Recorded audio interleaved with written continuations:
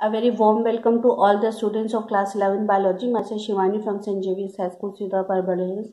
Today we are going to start once again chapter 2 biological classification. मैंने 2 videos already इससे related भेज दिया है. उसमें जस्ट रीडिंग हुई थी चैप्टर की. Today I will explain in this way. I don't have board, so I am using my copy as a board. तो क्लासिफिकेशन सिस्टम पहले सबसे आया कि लोगों ने क्या किया, सारे जितने भी लिविंग ऑर्गेनिजम्स थे, उस समय भी बात हुई थी, there are million of living organisms but it is impossible to study all living organisms. तो सारे लिविंग ऑर्गेनिज्म ऐसा तो नहीं कि हम एक जगह कहीं बॉक्स में इकट्ठा कर लें, निकालते जाएं, स्टडी करते जाएं, पॉसिबल नहीं है. तो यहाँ पे सारे लिविंग ऑर्गेनिजम्स को में से most of the living organism को स्टडी करने के लिए क्या बना दिया गया, क्लासिफिकेशन सिस्टम. तो सबसे पहले क्लासिफिकेशन सिस्टम जो प्रपोज किया था वो अरिस्टोटल, हिंदी में इन्हें अरस्तु कहते हैं. इन्होंने क्या किया, divided all the organisms into plants and animals on the basis of movement. इन्होंने मूवमेंट को अपना क्राइटेरिया बनाया और मूवमेंट का क्राइटेरिया यूज करके सारे ऑर्गेनिज्म को प्लांट और एनिमल्स की कैटेगरी में डाल दिया. तो प्लांट जो है वो मूव नहीं कर सकते, एनिमल मूव कर सकते हैं.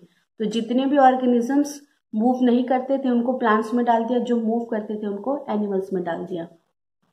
No mention of bacteria, fungi etcetera as microscope was not discovered. इन्होंने फंजाई या बैक्टीरिया जिसे हम मोनेरा कहते हैं, इन सब किंगडम्स की कोई बात ही नहीं की, क्योंकि तब तक माइक्रोस्कोप जो है वो डिस्कवर नहीं हुआ था. Further divided plants into trees, shrubs and herbs on the basis of height. इसके बाद प्लांट्स के अंदर और सब डिवीजन किया, लेकिन ये सब डिवीजन का बेसिस इन्होंने किसको बनाया, हाइट को. लंबा है तो ट्री, छोटा है तो श्रब और बहुत छोटा है तो हर्ब. इसके बाद second system of classification propose किया किसने, कैरोलस लीनियस ने. ठीक है, इन्होंने भी 2 किंगडम ऑफ क्लासिफिकेशन दिया, लेकिन इनके कैरेक्टर्स जो है वो थोड़े से डिवीजन के स्टैंडर्ड थे. किससे, एरिस्टोटल से. Divided all the animals and plants into 2 groups on the basis of presence and absence of cell wall. इन्होंने सारे ऑर्गेनिज्म को डिवीजन का जो क्राइटेरिया यूज किया वो था जिसके अंदर सेल वॉल प्रेजेंट है या फिर जिसके अंदर एब्सेंट है. जिनके अंदर सेल वॉल प्रेजेंट है वो प्लांट के अंदर हो गए और जिनके अंदर एब्सेंट है वो एनिमल के अंदर हो गए. तो बैक्टीरिया, फंजाई, प्लांट, इन्होंने सबको एक ही किंगडम के अंदर डाल दिया. इसके बाद नेक्स्ट सिस्टम ऑफ क्लासिफिकेशन किसने दिया, अर्नेस्ट हैकल ने. इन्होंने 3 किंगडम ऑफ क्लासिफिकेशन दिया. इन्होंने एक और कैटेगरी को इंट्रोड्यूस कर दिया. जैसे एक किंगडम, ऑलरेडी 2 किंगडम थे ही, प्लांटी और एनिमेलिया. इन्होंने एक तीसरा किंगडम बना दिया बैक्टीरिया के लिए, जिसका नाम इन्होंने दिया मोनेरा. उसके बाद एक और साइंटिस्ट थे जिसका मेंशन एनसीईआरटी में नहीं है. इन्होंने 4 किंगडम ऑफ क्लासिफिकेशन दिया, यानी कि प्लांटी, एनिमेलिया, मोनेरा, ये प्लांट्स के लिए, एनिमल्स के लिए और बैक्टीरिया के लिए. इन्होंने एक और किंगडम को इंट्रोड्यूस किया, इसका नाम इन्होंने दिया प्रोटिस्टा. यानी जितने भी प्रोटोजोअन्स थे, यूनिसेलुलर यूकैरियोट्स, इन्होंने उसके लिए एक नया किंगडम इंट्रोड्यूस किया. जो सबसे फेमस सिस्टम ऑफ क्लासिफिकेशन था और जिसको हमें पढ़ना भी है और जो आज तक चल रहा है, वो था 5 किंगडम ऑफ क्लासिफिकेशन, जो कि आर.एच. व्हिटेकर ने दिया 9 में. उसमें क्या था, इन्होंने मोनेरा, प्रोटिस्टा, फंजाई, प्लांटी और एनिमेलिया 5 किंगडम्स बनाए. एक और क्लासिफिकेशन मेंशन है. ये क्लासिफिकेशन क्या है, 6 किंगडम का या 3 डोमेन का. यानी कि यहाँ पे 6 किंगडम हो गए. अभी तक हम लोगों ने क्या था, 5 किंगडम पढ़ा था. आर.एच. व्हिटेकर ने के बाद एक और ये नया आया क्लासिफिकेशन का सिस्टम. यहाँ पे मोनेरा को 2 पार्ट में डिवाइड कर दिया, आर्की और यू बैक्टीरिया में. ठीक है, तो हो गया ना, प्रोटिस्टा, फंजाई, प्लांटी, एनिमेलिया, ये 4 है. ये 2 हो गए, आर्की और यू बैक्टीरिया. यानी मोनेरा ना कह के यहाँ पे क्या लिखा जाएगा, आर्की, यू बैक्टीरिया, फिर प्रोटिस्टा, फंजाई, प्लांटी और एनिमेलिया. तो 6 किंगडम हो गए, या फिर इनको 3 डोमेन में डिवाइड कर दिया गया. एक आर्की का था और एक यूबैक्टीरिया का। उसके अलावा एक तीसरा डोमेन बनाया गया यूकैरिया का, इसमें फंजाई, प्लांटी, एनिमेलिया और प्रोटिस्टा। तो 3 डोमेन्स या फिर 6 किंगडम ऑफ क्लासिफिकेशन। ठीक है, यहाँ पे ये हो गया। अब हम लोग को किसका पढ़ना है? आर.एच. विटेकर का। तो आर.एच. विटेकर ने क्या किया? 5 किंगडम दिया। मोनेरा में जितने भी प्रोकैरियोट्स थे उनको इंट्रोड्यूस कर दिया। जितने भी यूनिसेलुलर यूकैरियोट्स थे वो किस में आ गए? प्रोटिस्टा में। फंजाई, प्लांटी और एनिमेलिया, ये तीनों के तीनों क्या हैं? यूकैरियोट्स हैं। लेकिन थोड़ा थोड़ा डिफरेंसेस है सबके अंदर, थोड़ा क्या बहुत ज्यादा ही है। जो प्लांटी और एनिमेलिया है ये दोनों क्या है, और फंजाई, ये तीनों मल्टी सेलुलर यूकैरियोट्स भी है। यूकैरियोट्स तो हैं लेकिन इसके साथ क्या है? ये मल्टी सेलुलर है, तभी तो ये प्रोटिस्टा से अलग है, क्योंकि प्रोटिस्टास क्या है? यूनिसेलुलर है। फंजाई, प्लांटी और एनिमेलिया क्या है? Multi cellular eukaryotes. इसके अलावा एक चीज और है, mode of nutrition. Mode of nutrition अलग अलग है अलग ऑर्गेनिजम्स में, यानी कि कोई ऑटोट्रॉफ है और कोई हेटेरोट्रॉफ है। जो ऑटोट्रॉफ हैं वो क्या करते हैं? अपना फूड जो है वो सेल्फ प्रिपेयर करते हैं, और हेटेरोट्रॉफ जो है वो किसी के ऊपर जो भी डिपेंडेंट होते हैं अपने फूड के लिए, वो हेटेरोट्रॉफ होते हैं। यहाँ पे इससे मतलब नहीं है कि कोई मीट खाता है या कोई प्लांट्स खाता है।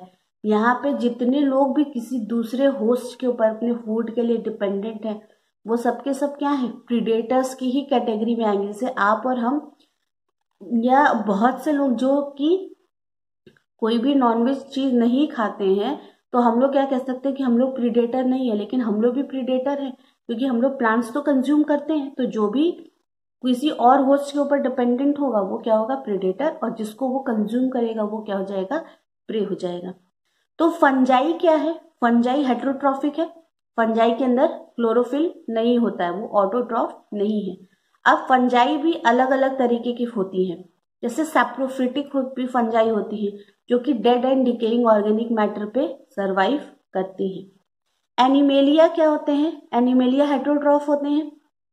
सैप्रोफाइट भी होते हैं और पैरासिटिक भी होते हैं। सैप्रोफाइट मतलब कि वो ऑर्गेनिज्म जो कि डेड एंड डिकेइंग मैटर पे सरवाइव करते हैं। हेटेरोट्रॉफिक जो कि अपना फूड खुद नहीं बना सकते। पैरासाइट जो है जो कि किसी होस्ट के ऊपर न्यूट्रिशन के लिए डिपेंडेंट हो, चाहे वो इनसाइड द बॉडी उसके रहे, चाहे बॉडी के सरफेस पे प्रेजेंट हो। अब मोड ऑफ न्यूट्रिशन के अलावा होलोजोइक, जो एनिमेलिया के अंदर जो कुछ ऐसे ऑर्गेनिज्म है, for example human beings he हैं, हम लोग क्या है? होलोजोइक हैं। कैसे? सबसे पहले हम लोग क्या करते हैं? हम लोग फूड को लेते हैं, जिसे क्या कहते हैं? इंजेशन। फिर हम लोग इस इंजेस्टेड फूड को डाइजेस्ट करते हैं। डाइजेस्ट होने के बाद इसके जो न्यूट्रिएंट्स होते हैं वो हमारे ब्लड में एसिमिलेट होते हैं, और फिर जो वेस्ट मटेरियल होता है उसे हम एक्सक्रीट कर देते हैं। ये एनिमल्स के अंदर भी होता है, अदर एनिमल्स के अंदर।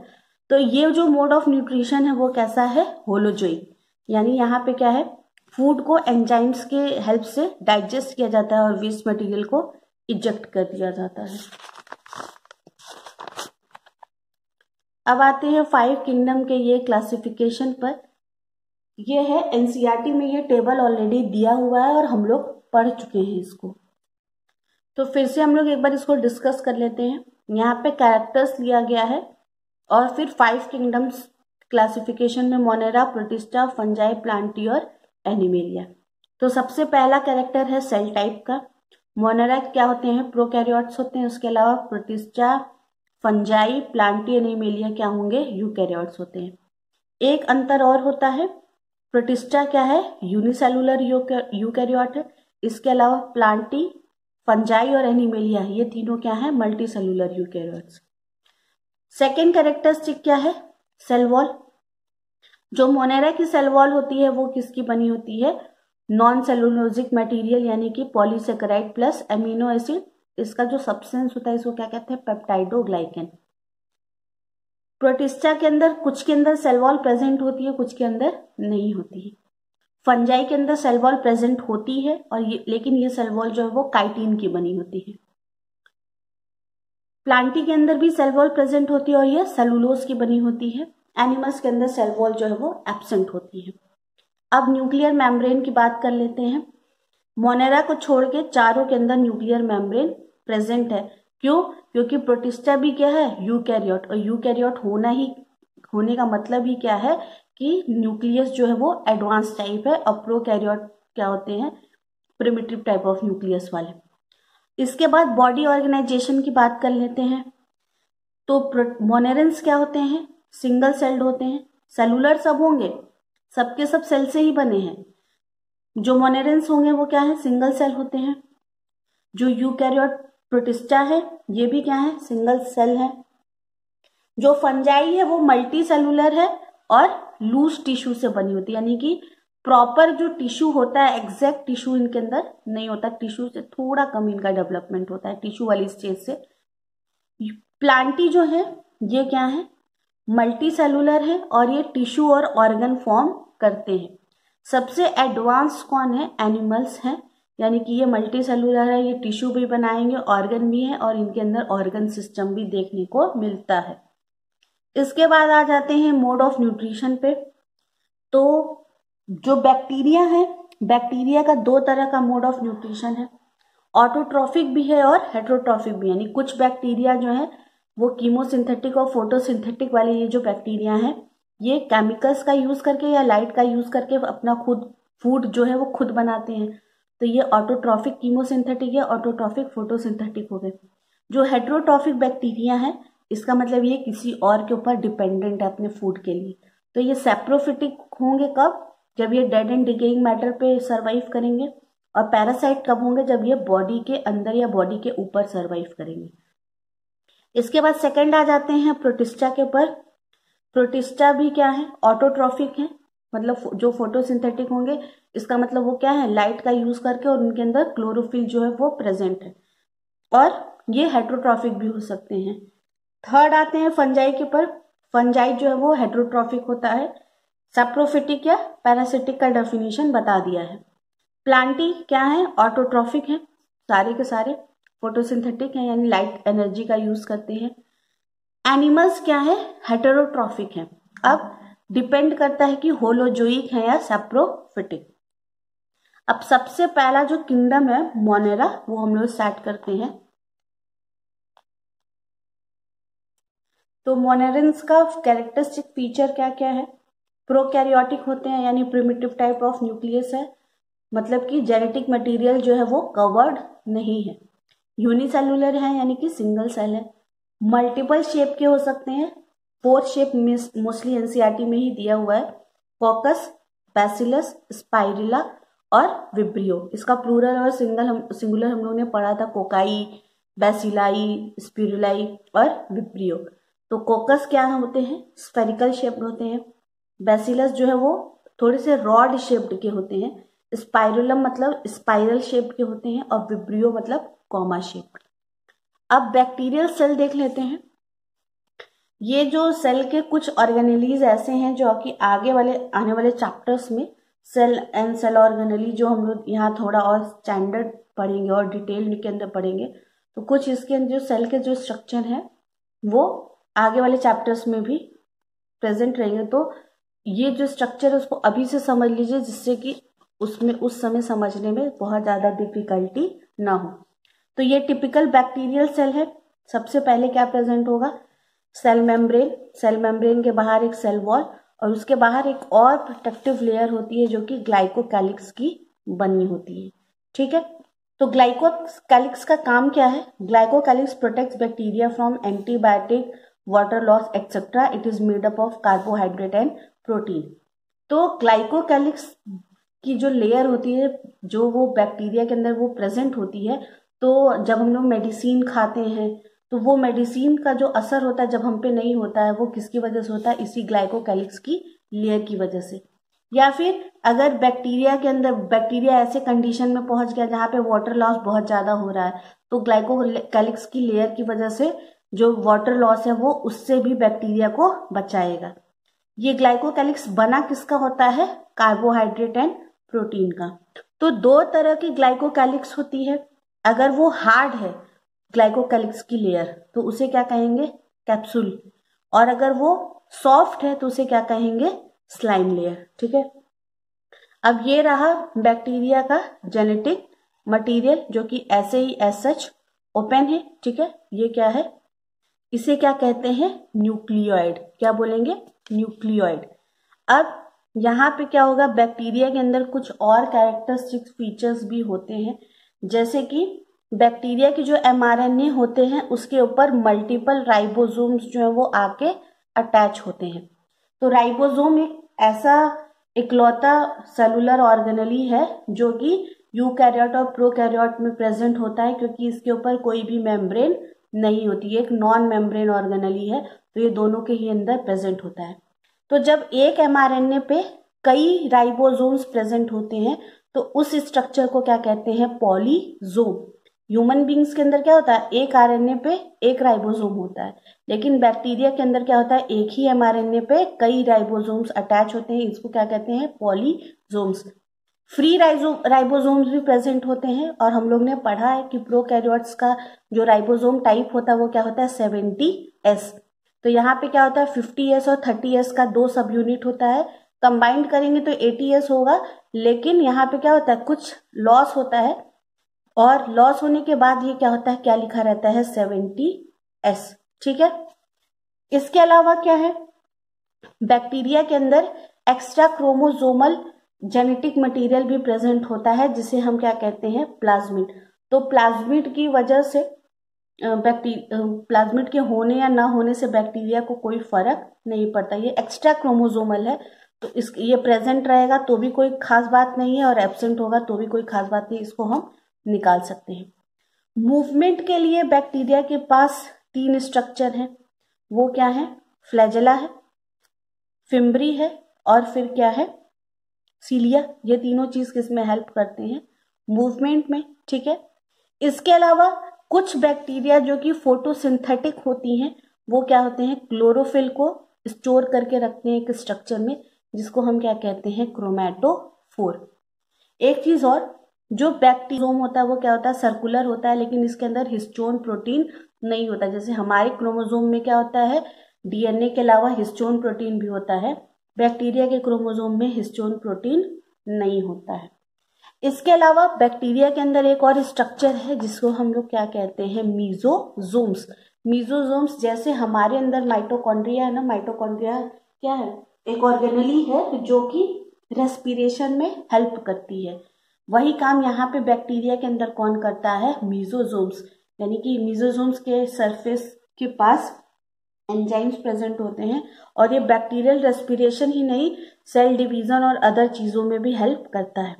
इसके अलावा बैक्टीरिया के अंदर फूड भी स्टोर्ड होते हैं, तो जैसे अगर ब्लू ग्रीन है तो उसके अंदर साइनोफाइशियन ग्रेन्यूल्स, या फिर ग्लाइकोजन के फॉर्म में, या फिर फॉस्फेट के फॉर्म में फूड ग्रेन्यूल्स भी जो है वो स्टोर होते हैं।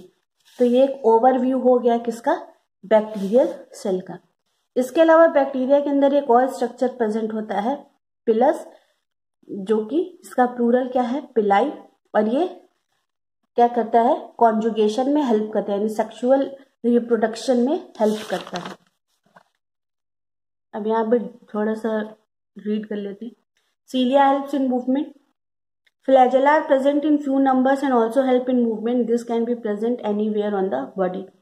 फ्लैजेला, सीलिया जो है वो पूरे बॉडी सरफेस पे प्रेजेंट होता है, मूवमेंट पे हेल्प करता है।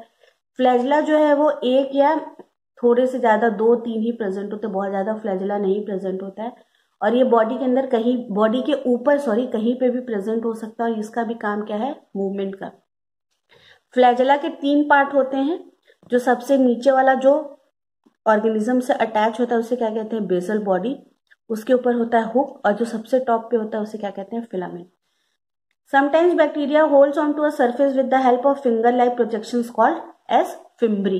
यानी यहाँ पे ये जो दिया हुआ है ये चीज, ये फिम्ब्री, ये क्या होता है, फिंगर लाइक स्ट्रक्चर होता है जो कि बैक्टीरिया को किसी सरफेस से अटैच करने में हेल्प करता है। 70S ribosome is found. S क्या होता है, श्वेडबर्ग कोफिशिएंट है, हम लोग पढ़ चुके हैं already.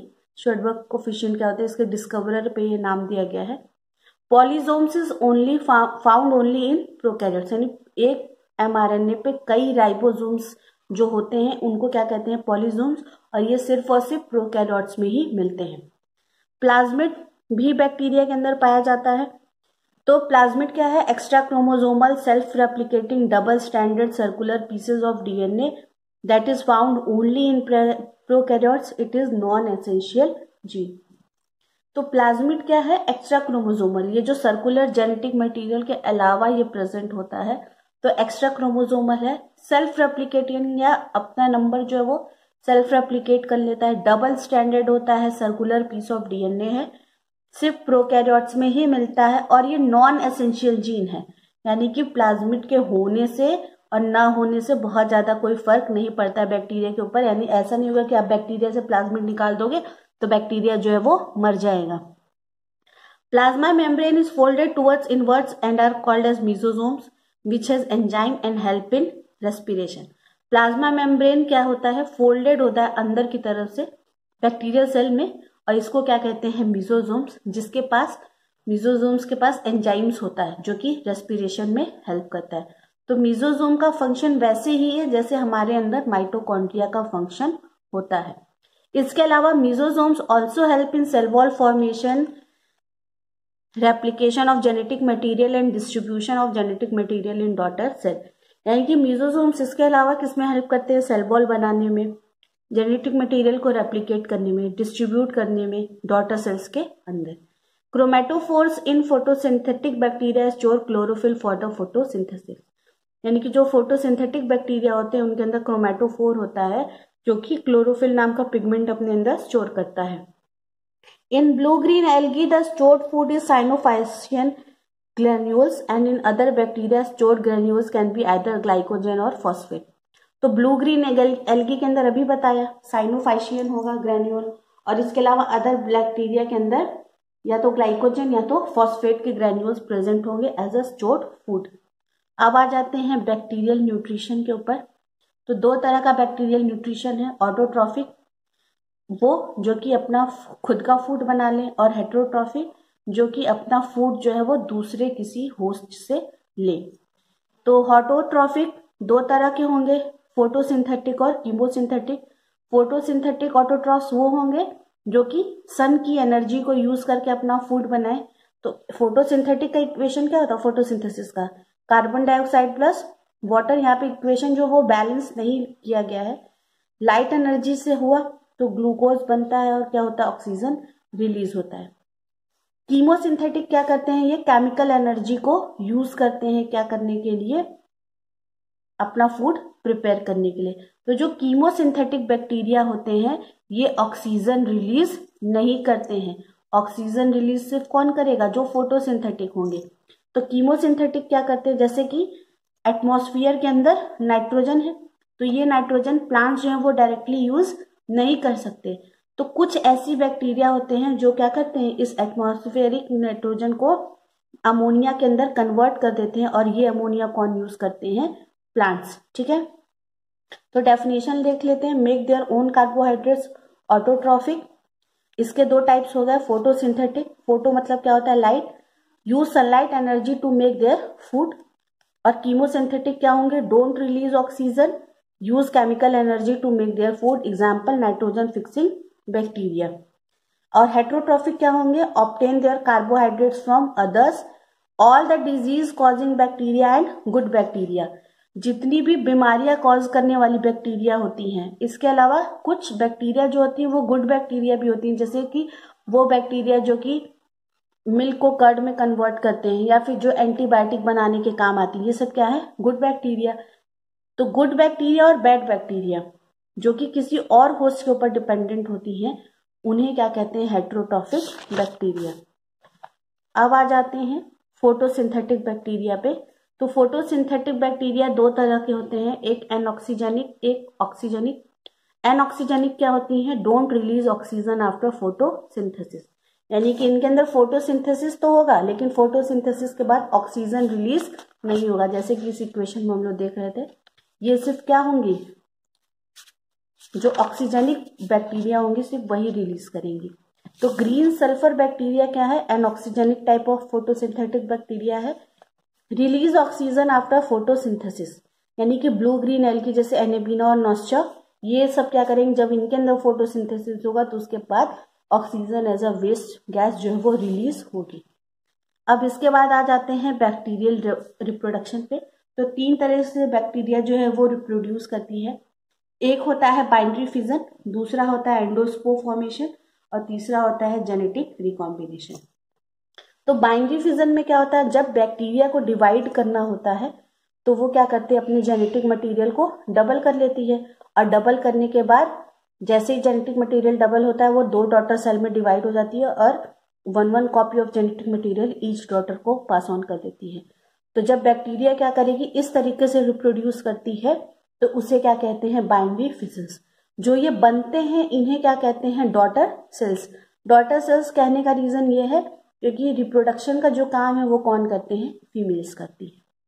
Second mode of reproduction क्या है, एंडोस्पोर फॉर्मेशन। यहाँ पे क्या होता है कि बैक्टीरिया अपने जेनेटिक मटेरियल को का एक एक्स्ट्रा कॉपी बना लेती है और कॉपी बनाने के बाद क्या करेगी, इसको मल्टीपल लेयर ऑफ स्पोर्स से कवर कर देती है। और ये स्पोर्स इतने हार्ड होते हैं कि एक्सट्रीम से एक्सट्रीम कंडीशन में भी ये स्पोर्स जो है वो ब्रेक नहीं होते हैं और मिलियन ऑफ ईयर्स तक सरवाइव कर सकते हैं। ये स्पोर्स ब्रेक कब होते हैं, जब फेवरेबल कंडीशन आता है जर्मिनेट करने का, तभी ये ब्रेक होते हैं। तो इस तरह से ये जेनेटिक मटेरियल की कॉपी क्या है, अगर ये बैक्टीरिया मर भी जाएगा तो ये जो स्पोर के अंदर जो जेनेटिक मटेरियल है ये सेव रहेगा। तो जैसे इसको फेवरेबल कंडीशन आएगी ये रेप्लिकेट कर लेगा, ठीक है। जो थर्ड है वो जेनेटिक रिकॉम्बिनेशन में क्या होता है, when some part of DNA of a bacteria comes into another bacteria, यानी जब बैक्टीरिया अपना जेनेटिक मटेरियल का कुछ हिस्सा दूसरे बैक्टीरिया को दे देता है उसे क्या कहते हैं, genetic recombination. 3 types of genetic recombination है, ट्रांसफॉर्मेशन, कॉन्जुगेशन और ट्रांसडक्शन। आज हम लोग सिर्फ किंगडम मोनेरा ही डिस्कस करेंगे, नेक्स्ट वाले वीडियो में किंगडम प्रोटिस्टा को स्टार्ट करेंगे। फर्स्ट मोड ऑफ रिप्रोडक्शन क्या है, बैक्टीरियल ट्रांसफॉर्मेशन। तो बैक्टीरियल ट्रांसफॉर्मेशन में क्या होता है कि बैक्टीरिया कोई भी फॉरेन जेनेटिक मटेरियल, वो फॉरेन जेनेटिक मटेरियल किसी भी ऑर्गेनिज्म का हो सकता है, जब सराउंडिंग से उसको एब्जॉर्व कर लेता है तो उसे क्या कहते हैं, ट्रांसफॉर्मेशन। तो यहाँ पे मान लीजिए कि ये बैक्टीरिया जो है वो मर चुका है, तो मरने के बाद इसका जेनेटिक मटेरियल जो है वो आउटसाइड इन्वायरमेंट में आ गया। अब कोई और बैक्टीरिया है जिसके पास अपना जेनेटिक मटेरियल है लेकिन उसने इसका भी जेनेटिक मटेरियल एब्जॉर्व कर लिया, तो अब ये बैक्टीरियल सेल कैसा हो जाएगा, ट्रांसफॉर्म्ड बैक्टीरियल सेल हो जाएगा। इसे क्या कहते हैं, बैक्टीरियल ट्रांसफॉर्मेशन। दूसरा मेथड क्या है, बैक्टीरियल ट्रांसडक्शन का। यहाँ पे क्या होता है, bacteria is attacked by a virus called as bacteriophage, then insert its genetic material in bacteria's DNA and then new baby viruses will destroy the cell and comes out. यहाँ पे क्या होता है, यहाँ पे ये जो बैक्टीरियल सेल है इसके ऊपर एक वायरस अटैक करता है। इस वायरस का नाम क्या है, बैक्टीरियोफाज। बैक्टीरियोफाज वो वायरसेस होते हैं जो कि बैक्टीरिया को अटैक करते हैं। तो अटैक करने के बाद क्या होगा, जो बैक्टीरियोफाज है वो अपना जेनेटिक मटेरियल इस बैक्टीरिया को दे देगा। अब ये जो इसका जेनेटिक मटेरियल है वो इस बैक्टीरिया के जेनेटिक मटेरियल में आके इंसर्ट हो जाएगा और अब क्या करेगा, जब ये बेबी प्रोड्यूस करेगा तो ये बैक्टीरियोफाज के अंदर ये क्या करेगा, न्यू वायरसेस को प्रोड्यूस करेगा। तो ये वायरसेस क्या करेंगे, ये वायरसेस इसी बैक्टीरिया को अटैक करके बाहर आ जाएंगे और बाहर आने के बाद ये बैक्टीरिया क्या करेंगे, किसी और बैक्टीरिया को अटैक करके उस अपना जेनेटिक मटेरियल जो है वो उसके अंदर ट्रांसफर कर देंगे। तो ट्रांसफर करने से क्या होगा, इसी तरह से ये जो बैक्टीरियल सेल को के डीएनए को क्या करेंगे, यूज करके वायरसेस प्रोड्यूस करेंगे। ये क्या होगा, बैक्टीरियल ट्रांसडक्शन। तो यहाँ पे क्या होता है, transfer of genetic material from one bacteria to other bacteria with the help of bacteriophage. एक बैक्टीरिया से जेनेटिक मटेरियल ट्रांसफर क्या होता है किसी और बैक्टीरिया को, किसकी हेल्प से, बैक्टीरियोफाज की मदद से। थर्ड जो है वो क्या है, बैक्टीरियल कॉन्जुगेशन। तो बैक्टीरियल कॉन्जुगेशन के अंदर क्या होता है, यहाँ पे जो बैक्टीरियाज होते हैं ये इनके अंदर जो एफ प्लाज्मिड होता है, जो फर्टिलिटी प्लाज्मिड होता है, कॉन्जुगेशन उन्हीं बैक्टीरिया के अंदर दिखने को मिलता है। तो ये क्या कहते हैं, अपना जो पिलस लाइक स्ट्रक्चर होता है ये दूसरे बैक्टीरिया के अंदर इंसर्ट करते हैं। तो पिलस उसी बैक्टीरिया के अंदर इंसर्ट होगा जिसके अंदर प्लाज्मिड नहीं होगा। तो जो देने वाला होता है उस बैक्टीरिया को क्या कहते हैं, F पॉजिटिव, और जो रिसीविंग बैक्टीरिया होता है वो कैसा होता है, F निगेटिव। तो पिलस की मदद से क्या होगा, जो ये प्लाज्मिड है वो इस बैक्टीरिया के अंदर आ जाएगा। तो पहले ये क्या था, F पॉजिटिव, और ये क्या था, F निगेटिव। प्लाज्मिड आने के बाद से ये दोनों ही क्या हो जाएंगे, F पॉजिटिव हो जाएंगे। All bacteria can't give its genes to other bacteria. Some bacteria which are F positive, that is have fertility plasmid, F plasmid, can give its genes to F negative bacteria. After conjugation is completed, both the bacteria becomes F positive. यानी सारे bacteria अपना jeans किसी और bacteria को नहीं दे सकते, सिर्फ वही बैक्टीरिया अपना जीन्स दे पाएंगे जिनके पास फर्टिलिटी प्लाज्मिड होगा, और फर्टिलिटी प्लाज्मिड उसी बैक्टीरिया को दिया जाएगा जिसके पास प्लाज्मिड नहीं है। और प्लाज्मिड रिसीव करने के बाद दोनों ही बैक्टीरिया कैसे हो जाएंगे, F positive. Chromosomal DNA is rarely pass, most of the time plasmid is only transferred. यानी यहाँ पे क्या है, ये इसका क्रोमोसोमल मटेरियल है, ये क्या है, F प्लाज्मिड। ऐसा नहीं होगा कि इसके डीएनए का कुछ हिस्सा इसके पास चला जाएगा, हमेशा जाएगा क्या, ट्रांसफर होगा। Most of the times plasmid he transfer होता है, बहुत रेयर केस में क्रोमोसोमल डीएनए जो है पास ऑन होता है। Conjugation always happens between F positive and F negative bacteria. Conjugation हमेशा F positive और F negative बैक्टीरिया के बीच में होगा। इसके बाद एनसीईआरटी में मोनेरा का 2 क्लासिफिकेशन दिया हुआ है, यू बैक्टीरिया और Archie bacteria. All bacteria other than Archie bacteria. तो यू बैक्टीरिया में क्या होगा, जो आर्की बैक्टीरिया को छोड़कर जितने भी बैक्टीरिया बचे वो सबके सब किस में आ जाएंगे, यू बैक्टीरिया के अंदर। यूनिसेलुलर होते हैं, फिलामेंटस होते हैं, एक्वेटिक होंगे, टेरेस्ट्रियल भी हो सकते हैं, फोटोसिंथेटिक होते हैं, और क्लोरोफिल ए बहुत हाई क्वांटिटी में इनके अंदर प्रेजेंट होता है। एग्जाम्पल क्या क्या है, ब्लू ग्रीन एल्गी, ऑसिलेटोरिया, नॉस्चॉक, एनेबिना। ये O2 रिलीजिंग होते हैं, यानी इनके अंदर फोटोसिंथेसिस होगा तो उसके बाद ऑक्सीजन रिलीज होगा। मोस्ट सेल्फ सफिशिएंट बैक्टीरिया हैं, यानी कि ये इनको कोई भी चीज एनवायरमेंट से नहीं चाहिए, ज्यादातर चीज ये खुद प्रोड्यूस कर सकते हैं। इनके अंदर 2 तरह के सेल प्रेजेंट होते हैं, एक नॉर्मल सेल्स जिनके अंदर फोटोसिंथेसिस होता है, यानी CO2 प्लस H2, ये क्या प्रोड्यूस करेंगे, ग्लूकोज प्लस O2 जो कि एटमॉस्फेयर में रिलीज होता है। इसके अलावा इनके सेल के पास एक स्पेशल स्ट्रक्चर होता है जिनको क्या कहते हैं, हेटेरोसिस्ट। और ये हेटेरोसिस्ट क्या होता है, ये फोटोसिंथेसिस नहीं करते, यही हेटेरोसिस्ट किसमें हेल्प करते हैं, नाइट्रोजन फिक्सेशन में। Are not dependent for food. जितने भी यू बैक्टीरिया होते हैं किसी और होस्ट के ऊपर फूड के लिए डिपेंडेंट नहीं है। Every organism need nitrogen to make protein, but N2 cannot be directly used by the organism, but these bacteria have enzymes which can fix atmospheric nitrogen into ammonia.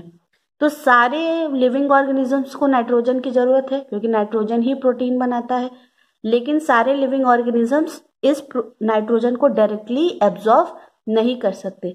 लेकिन ये जो you bacteria होते हैं इनके पास कुछ ऐसे स्पेशल एंजाइम्स होते हैं जो कि एटमॉस्फेरिक नाइट्रोजन को फिक्स करने में हेल्प करते हैं, और ये क्या करते हैं, एटमॉस्फेरिक नाइट्रोजन को अमोनिया में कन्वर्ट करते हैं जो कि अदर लिविंग ऑर्गेनिजम्स उनको यूज कर सकते हैं। हेटेरोसिस्ट है special cells which does not do photosynthesis and have thick cell wall. अभी ये एनसीईआरटी में भी ये डायग्राम दिया हुआ है कि हेटेरोसिस्ट क्या होते हैं, हेटेरोसिस्ट के पास बहुत ही थिक सेल वॉल प्रेजेंट होता है, और इसका रीजन क्या है, inside it nitrogen fixation process is done and enzymes used in this process is O2 sensitive, so if enzyme molecules come in contact with oxygen it will be deformed.